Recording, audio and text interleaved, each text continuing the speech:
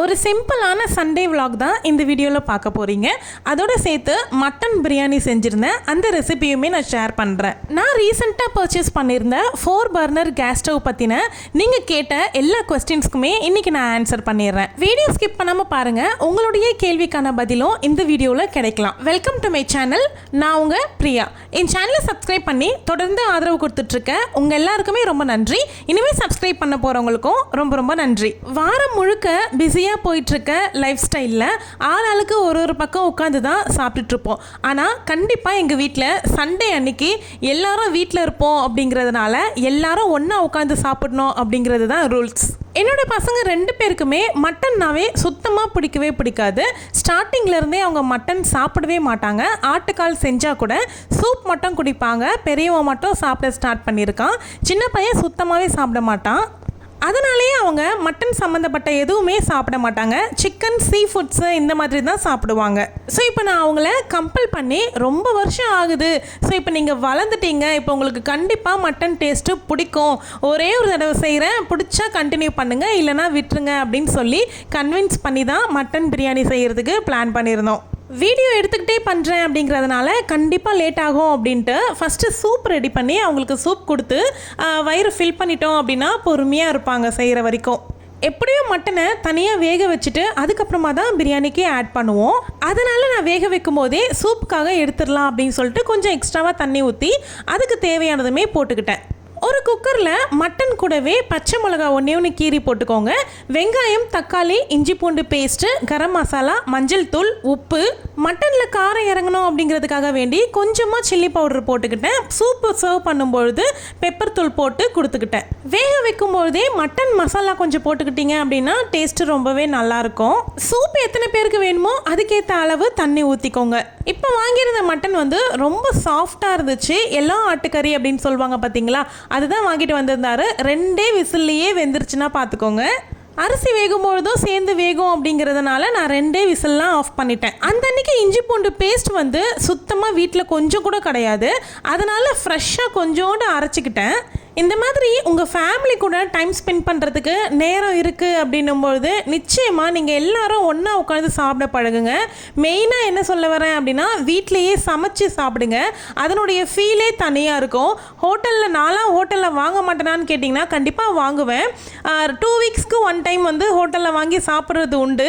இருந்தாலும் நம்ம வீட்டில் சமைச்சு உட்காந்து பரிமாறி சாப்பிடும்பொழுது தான் அந்த சந்தோஷம் இன்னுமே 2ஆக மாறுது. பெரும்பாலான பெண்கள் வந்து சண்டேஸில் வேலை அதிகமாக இருக்கும் அப்படிங்கிறதுனாலே சண்டேல வெளியே வாங்கி சாப்பிட்றலாம் அப்படிங்கிற பிளானுக்கு வந்துடுவாங்க. ஆனால் உண்மையாகவே அந்த மாதிரி பண்ணவே பண்ணாதீங்க. வேலை அதிகமாக இருக்குன்னு தோணுதா, எல்லாருக்குமே ஹெல்ப்க்கு ஆள் கூப்பிடுங்க. சண்டேல மட்டும் நான் எப்போவுமே மதியம் என்ன சமைக்கிறேனோ அதையே நைட்டுக்கும் சேர்த்து சமைச்சிருவேன். ஸோ ஆஃப்டர்நூனுக்கு மேலே எனக்கு வேலையே இல்லாத மாதிரி மாற்றிக்குவேன். பசங்கள்லேருந்து ஹஸ்பண்ட்லேருந்து எல்லாருமே நமக்கு ஹெல்ப் பண்ணுறாங்க அப்படின்னும் பொழுது நம்ம செய்யக்கூடிய வேலை அப்படின்னு சீக்கிரமாக முடிஞ்சிடும். அப்போ எல்லாரோடையும் நம்ம டைம் ஸ்பெண்ட் பண்ண முடியும். சமையல் நடந்துட்டு இருக்கும் பொழுதே சைட் பை சைடு இருக்கிற கிச்சன் ஒர்க்கையுமே அப்படியே ஃபினிஷ் பண்ணிக்கிட்டே வந்தீங்க அப்படின்னா கிச்சன் வேலையும் சீக்கிரமாக முடிஞ்சிடும். சாப்பிட்ட உடனே நம்ம ரெஸ்ட் எடுக்கலாம். பிரியாணிக்கு வெங்காயம் கத்தியில் தான் அரிஞ்சிக்கிட்டு இருந்தேன். அதெல்லாம் சரிப்பட்டு வராது அப்படின்னு ஸ்லைசர் எடுத்து சீவ ஆரம்பிச்சிட்டேன். இந்த மாதிரி சீவனா அப்படின்னா நல்லா உதிரியாக ஆயிடுது வெங்காயம். புதினா மட்டும் நம்ம மாடியிலே வளர்த்துட்ருக்கோம்ல, அதனால் போயிட்டு ஃப்ரெஷ்ஷாக பறிச்சுட்டு வந்து கழுவி எல்லாம் அலசி எடுத்து வச்சுருக்கேன் பிரியாணிக்கு போடுறதுக்கு. அதனுடைய வாசனையே அவ்வளோ தனி வாசனையாக இருக்குது, சூப்பராக இருக்குது. நான் நைட்டுக்கும் சேர்த்து பாஸ்மதி ரைஸ் போட்டு தான் செஞ்சுருந்தேன் பிரியாணி. நம்ம வீட்டில் வந்து நான்வெஜ் வீக்லி ஒன்ஸ் மட்டும்தான் நான் செய்வேன். நடுவில் வெட்னஸ்டேவோ இல்லை தேர்ஸ்டேவோ எந்த டேவுமே நான்வெஜ் கிடையாது. பசங்களுக்கு மட்டும் முட்டை வேணும் அப்படின்னா செஞ்சு கொடுப்பேன். மற்றபடி வீக்லி ஒன்ஸ் மட்டும்தான் நான்வெஜ். மற்ற நாள் எல்லாமே வெஜிடேரியன் தான். சம்மர் ஸ்டார்ட் ஆயிடுச்சு அப்படின்னாவே சிக்கன் வந்து கண்டிப்பாக எடுத்துக்கிறத அவாய்ட் பண்ணிடுவோம். ஏன்னா உடம்புக்கு ஒத்துக்காது, ஹீட் ஆயிரும் அப்படிங்கிறதுனால சீ ஃபுட்ஸ் வந்து அதிகமாக செய்ய ஆரம்பிச்சிருவேன். எப்போ மட்டன் செய்யலாம் அப்படின்னு பேச்சு எடுத்தாலும் மட்டன் எங்களுக்கு பிடிக்கவே பிடிக்காது, நாங்கள் சாப்பிடவே மாட்டோம், நீங்கள் வாங்கினீங்கன்னா வேஸ்ட்டு தான் ஆகும் அப்படின்னு சொல்லிடுவாங்க பசங்க. அதுக்காக வேண்டியே மட்டன் வாங்காமலே இருப்பேன். இந்த தடவை மட்டும் அவங்கள கன்வின்ஸ் பண்ணி வாங்கி கொடுத்து செஞ்சு கொடுத்ததில் அவங்களுக்கு ரொம்பவே பிடிச்சிருச்சு. அதில் இந்த சூப் வந்து அவங்களுக்கு ரொம்பவே பிடிச்சிருந்துச்சு. சூப் ரெடி பண்ணி எடுக்கிறதுக்கே கிட்டத்தட்ட 12:45 மணி போல் ஆயிடுச்சு. ஸோ சூப் கொடுத்து கொஞ்ச நேரம் வெயிட் பண்ணுங்கள், கடகடன் செஞ்சிடுறேன் அப்படின்னு சொல்லிட்டு அவங்கள வெயிட் பண்ண வச்சுட்டு சூப் குடித்ததில் வயிறு ஃபுல்லாக இருக்குது அப்படின்னு சொல்லிட்டாங்க. கொஞ்சமாக கொத்தமல்லி தூவி பெப்பர் தூள் போட்டு கொடுத்தாச்சு. நான் ரீசெண்டாக விடிஎம் டஸ்கரில் 4 பர்னர் கேஸ் ஸ்டவ் வந்து பர்ச்சேஸ் பண்ணியிருந்தேன். அந்த வீடியோ பார்த்துட்டு நிறைய பேர் ஆஃப்டர் யூசேஜ்க்கு அப்புறமா எனக்கு வந்து ரிவ்யூ போடுங்க அப்படின்னு சொல்லி கேட்டிருந்தீங்க. 1.5 மாதம் பக்கம் நான் யூஸ் பண்ணியிருக்கேன். எப்படி இருக்குது அப்படிங்கிற வீடியோ நான் தனியாகவே போஸ்ட் பண்ணுறேன். இந்த வீடியோவில் நீங்கள் கேட்டிருந்த கேள்விகளுக்காக மட்டும் நான் ரிப்ளை பண்ணிக்கிறேன். ஃபஸ்ட்டு எல்லாருமே ரொம்ப நல்லா இருக்குது கேஸ் ஸ்டவ் சொல்லியிருந்தீங்க. அவங்களுக்காக ரொம்ப ரொம்ப நன்றி. இன்னும் சில பேர் வந்து இந்த ஸ்டவ் நானும் யூஸ் பண்ணுறேன், இது ரொம்பவே நல்லா இருக்குது அப்படின்னு சொல்லியிருந்தீங்க. அவங்களுக்குமே ரொம்ப நன்றிங்க. அதுக்கப்புறமா ஒரு சிஸ்டர் சொல்லியிருந்தாங்க, இதுவுமே கொஞ்ச நாள் கழிச்சு கறி பிடிக்க தான் ஸ்டார்ட் பண்ணிது, நான் யூஸ் பண்ணுறேன் அப்படின்னு சொன்னாங்க. எனக்கு தெரிஞ்சு பர்னர் வந்து நம்ம ரெகுலராக கரெக்டாக க்ளீன் பண்ணோம் அப்படின்னா கறி பிடிக்காது அப்படின்னு நினைக்கிறேன். இன்னொரு 6 மாதம் யூஸ் பண்ணதுக்கு அப்புறமா தான் நானுமே கண்டுபிடிக்க முடியும். வீடியோ பார்த்துட்டு இருக்க உங்களில் யார் வீட்லையாவது இதே கேஸ் ஸ்டவ் யூஸ் பண்ணுறீங்க அப்படின்னா நீங்கள் எப்படி இருக்குது, உங்களுக்கு யூஸ் பண்ணுறதுக்கு கறி பிடிக்குதா அப்படிங்கிறத பற்றி கமெண்ட்டில் ஷேர் பண்ணிக்கோங்க. நான் எப்போவுமே பிரியாணியை வந்து பாத்திரத்தில் தான் செய்வேன். குக்கர் வந்து எனக்கு அந்தளவுக்கு பெரிய குக்கர் கிடையாது. ஸோ பாத்திரம் வச்சு செஞ்சுப்பேன். எண்ணெய் ஊற்றிட்டு பிரியாணிக்கு தேவையான ஸ்பைசஸ் எல்லாமே போட்டுருங்க. அதுக்கப்புறமா நம்ம சீவி ரெடி பண்ணி வச்சுருக்க ஆனியனை போட்டுக்கலாம்.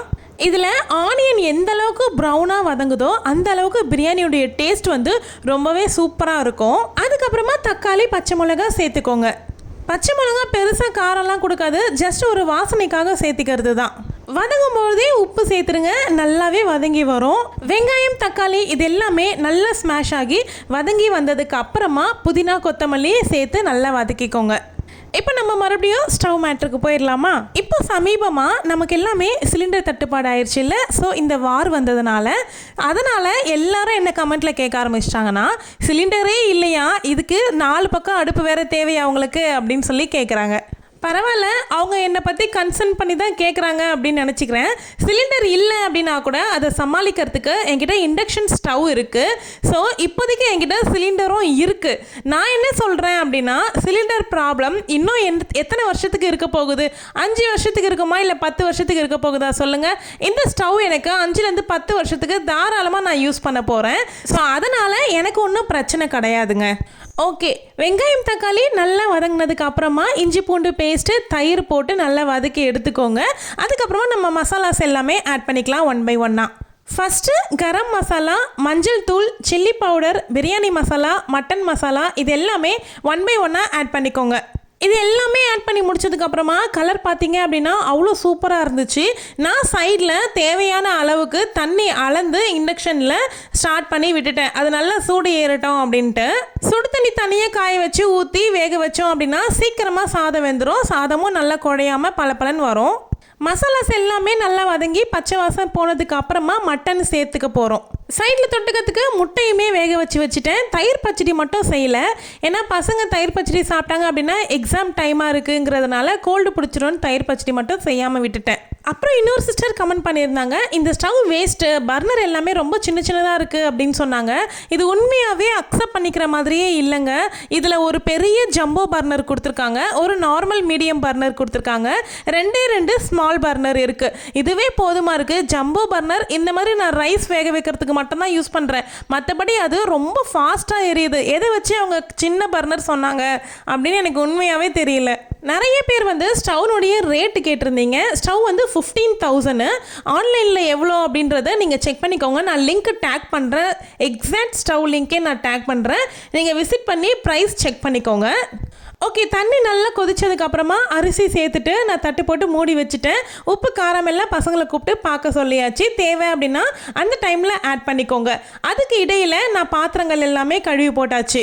இந்த வேக வைக்கிற கேப்பில் யூஸ் பண்ணின மசாலா பாட்டில்ஸு, கவுண்டர் டாப்பு இது எல்லாமே வைப் பண்ணி எடுத்துருங்க. இப்படி நம்ம சைட் பை சைடு வேலை முடிச்சிட்டோம் அப்படின்னாவே ரொம்ப ரொம்ப ஈஸியாக இருக்கும். சமைச்ச கஷ்டமே தெரியாது. மோஸ்ட்லி இந்த சம்மரில் மார்னிங்கே சமைக்கிறதுக்கு முயற்சி பண்ணுங்கள். இந்த மாதிரி நான்வெஜ்ஜு அப்படின்னா மட்டும்தான் எனக்குமே ஆஃப்டர்நூன் வரைக்கும் டைம் ஆகும். அகெயின் 4 AM ரொட்டீனுமே நிறைய பேர் கேட்டுட்டு இருந்தீங்க. ஸோ கண்டிப்பாக போடுறேன். எனக்காக வேண்டி ஃபுல் மீல்ஸ் வந்து வாங்கிட்டு வர சொல்லியிருந்தேன். உண்மையாகவே வெயிட் எப்படி ஏறினேன் அப்படின்னு எனக்கே தெரியல, நல்லாவே ஏறிட்டேன். ஸோ அம்பிளிக்கல் ஹெர்னியா அப்போது எனக்கு வெயிட் ஏறக்கூடாதுன்னு தான் மெயினாகவே சொல்லி அமிச்சாங்க. பட் டக்குன்னு வெயிட் ஏறிட்டுருக்கேன். ஸோ அதனால் அந்த அன்றைக்கி நல்லா ஃபுல் மீல்ஸ் சாப்பிட்டு முடிச்சுட்டு மறுநாள்லேருந்து கொஞ்சம் டயட் ஃபாலோ பண்ணலாம் அப்படின்னு முடிவு பண்ணி வச்சுருந்தேன். மார்னிங் போட்ட ஷார்ட்ஸில் இப்போ ப்ரெசென்ட் எவ்வளோ வெயிட் இருக்கேன் அப்படிங்கிறத நான் காமிச்சிருக்கேன். தேவைப்படுறவங்க செக் பண்ணிக்கோங்க. கிட்டத்தட்ட ஒரு 7லேருந்து 8 கிலோ அளவுக்கு குறைக்க வேண்டியது இருக்குது. பொறுமையாக குறைப்போம். நாளைக்கு ஆஃப்டர் லாங் டைம் அப்புறமா ஏப்ரல் மந்த்துக்கு உண்டான கிராசரிஸ்லாம் நான் வந்து பர்ச்சேஸ் பண்ணியிருக்கேன். அந்த வீடியோவை நாளைக்கு போஸ்ட் பண்ணுறேன். மறக்காமல் பாருங்கள். சேனலை புதுசாக விசிட் பண்ணியிருக்கீங்க அப்படின்னா சேனலை சப்ஸ்கிரைப் பண்ணி வச்சுக்கோங்க. அந்த பாஸ்மதி ரைஸ் வந்து வேகும் பொழுதே அவ்வளோ சூப்பராக வாசனை செமையாக வரும் பார்த்தீங்களா? அது வந்த உடனே பசங்க எல்லாருக்குமே பசி எடுக்க ஸ்டார்ட் ஆயிடுச்சு. கிட்டத்தட்ட டைம் வந்து ஒரு 2:30 போல் ஆயிடுச்சு. வீடியோ எடுத்துகிட்டே பண்ணுறோம் அப்படின்னா கண்டிப்பாக லேட் ஆகும். அந்த சண்டே எல்லாரும் ஃபேமிலியாக உட்காந்து அழகாக சாப்பிட்டு முடிச்சுட்டு சந்தோஷமாக ஒரு தூக்கத்தை போட்டு எழுந்திரிச்சிட்டோம். இந்த வீடியோ உங்களுக்கு கண்டிப்பாக பிடிச்சிருக்கோம் அப்படின்னு நினைக்கிறேன். வீடியோ பிடிச்சிருந்தா லைக் பண்ணிக்கோங்க. வீடியோவை ஹைப் பண்ணுங்கள். இந்த வீடியோ பற்றின உங்களுடைய கருத்து என்ன அப்படிங்கிறத கமெண்ட்டில் கண்டிப்பாக ஷேர் பண்ணுங்கள். நான் படிக்கிறதுக்கு ரொம்ப ஆர்வமாக வெயிட் பண்ணிகிட்ருக்கேன். நாளைக்கு வீடியோவை கண்டிப்பாக மிஸ் பண்ணாதீங்க. தேங்க்யூ.